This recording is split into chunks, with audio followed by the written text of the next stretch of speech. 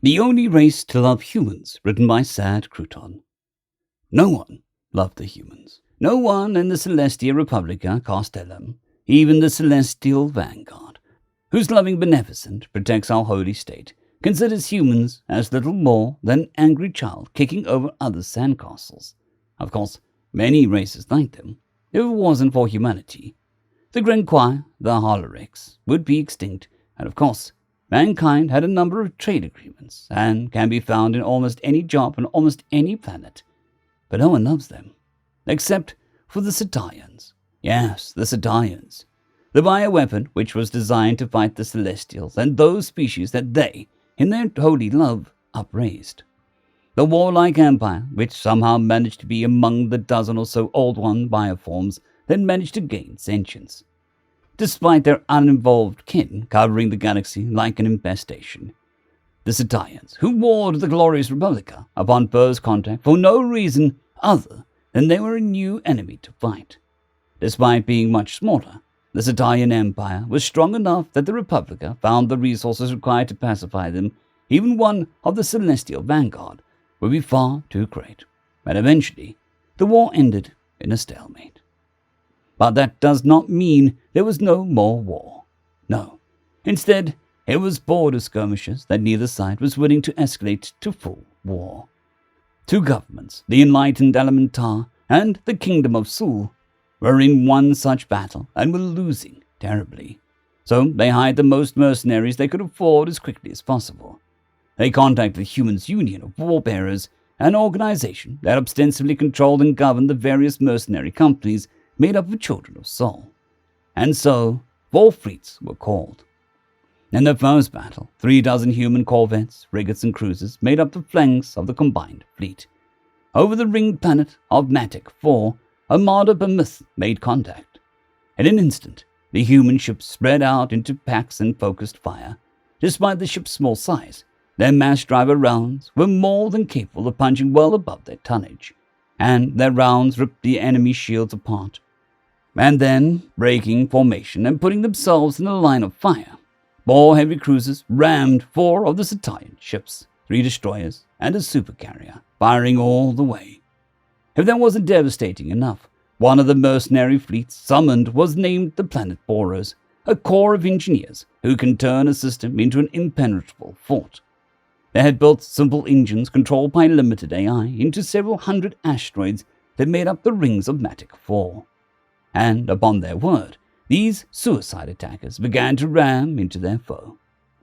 It was a devastating loss for the Cetarians, and the first victory of Sol and Elementar had in a decade. This pattern followed time and time again. The humans would act recklessly, violently, and unexpectedly, and the Cetarians loved them for it. Even on the ground, human guerrilla warfare upon open war, what with their mechs, power armor, and tanks, brought the Cetarians great joy. Never before had they encountered an intelligent civilization that loved war as much as they did, who waged it upon the same grounds. And this was not a one-sided relationship. Their honor codes were so similar that no human or Cetarian would consider the other to have acted dishonorably in battle. And while both sides had a long tradition of playing music to raise morale, the Cetarians with their war chants, humans with what they called heavy metal and rock and roll, both sides found their enemies' music to be pleasant, despite the dreadful cacophony both made. When the war was done, and the Kingdom of Sol had reclaimed its territory, and then some, and the Amentar's colony claims defended, humans did something that only the Celestials and the Old Ones had done before. They opened diplomatic relations. And the more ridiculous thing was that it worked. Cetarian shock troops who only wanted to fight and cared not for the cause gladly accepted membership into their 4 mercenaries, and soon they were in the entire union of warbearers. A trade deal between the coalition of Sol and the Cetarian Empire followed, the only state in the Republica to do so, and then an immigration arrangement, though the humans made sure to emphasize to their new friends that human customs ruled on their worlds and honor dueling over verbal insults was not acceptable. Somehow, mankind made friends with a war beast. End of story. Story number 2, Defender, written by LgFatherAnthrocite. Derek stood next to the other members of his unit and swallowed hard. The back of the plane began to open, and the air began to whoop through the cabin. The jump master signaled that it was time, and the men began to march out of the plane. Derek took a deep breath and stepped to the edge of the abyss, and then plunged into the nothing beyond. He tumbled for a while, then righted as his chute opened. He did his checks and prepared himself for landing. As he did so, he thought back to what had led him here. All you need to do is serve for 4 years, and then you get access to a whole slew of benefits. College tuition, healthcare, low-interest home loans, and more, the recruiter told him. He'd read through all of the documents and decided the benefits were worth the time. As a first-generation Mevit, born to immigrant parents, he felt compelled to prove his worth to his parents' adopted home, to prove that he was truly a man of Earth. He signed the paperwork and shook hands with the recruiter. You better push harder, maggots. I will not have you disgrace my beloved corps. I will weed out the weak, spineless, and the cowardly. If you make it through this training, and I do mean if, you will be a well-oiled, smoothly operating destructive force whose very presence will frighten the enemy half to death. Congratulations, Marines. I salute your commitment and your sense of honor and duty. The only order I have left for you is to serve with honor. Dismissed. Reports are coming back in that the colony of Gurney 4 is lost. It appears the Herf have destroyed the settlement and claimed the system for themselves. The United Earth Congress are now preparing to dispatch the UECM troops to defend the system closer to home. Back in the present, Derek landed and released his chute. He settled his equipment and checked his tactical display. He oriented on the rally point and started moving towards it. After 20 minutes or so, he saw the rest of the squad and moved to meet up with them. Once the last few stragglers arrived, they would move on to the engagement zone. Derek! The medic was screaming his name, but Derek couldn't respond. He tried, but his mouth wasn't working, and his limbs weren't responding. He had been entrenched with a few squad mates when the artillery started pounding the front line.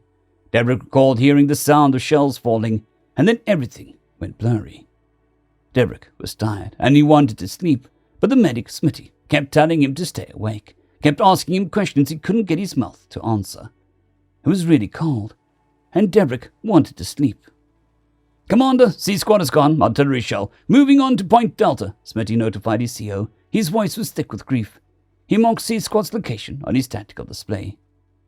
These men deserved better. The last honor we can grant them in this world is to bury them amongst the honored dead.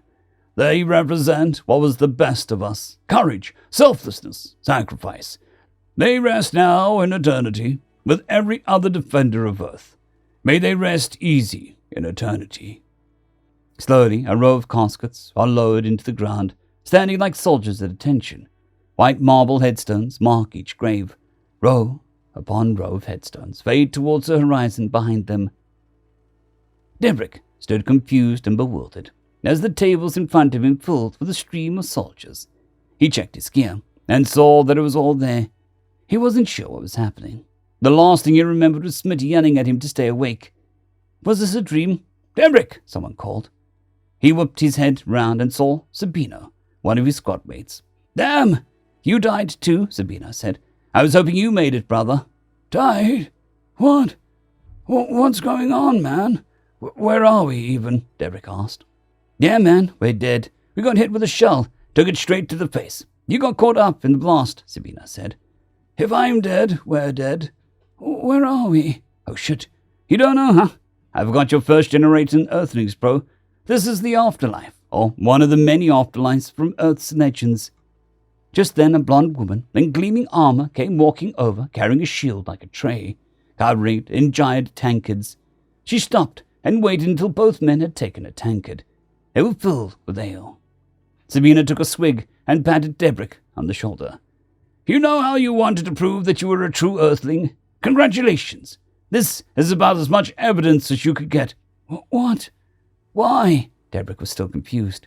He knew Earth had dozens of different belief systems, but he didn't recall any afterlife myth like this. Everywhere he looked, he saw soldiers, some with spears, others had slug throws, many had swords and axes. Here and there were some who had plasma rifles like his. "Valhalla," Sabina said. "This is the afterlife for soldiers from an old Earth religion that barely gets mentioned anymore. Norse mythology says that those who die in combat will go to the mead halls of Valhalla. And when the end of the world comes, those soldiers of Valhalla will ride forth to do battle against the Titans, who want to destroy the Earth. You are a true son of Earth, Debrick. You defended it in life. And when the end comes, you will defend it again." End of story. I would like to thank our T5 members and patrons, Casper Arnholtz, John Creighton, Vidmori, 050, Dragzoon WRE, and Elijah Silvercross. Thank you very much.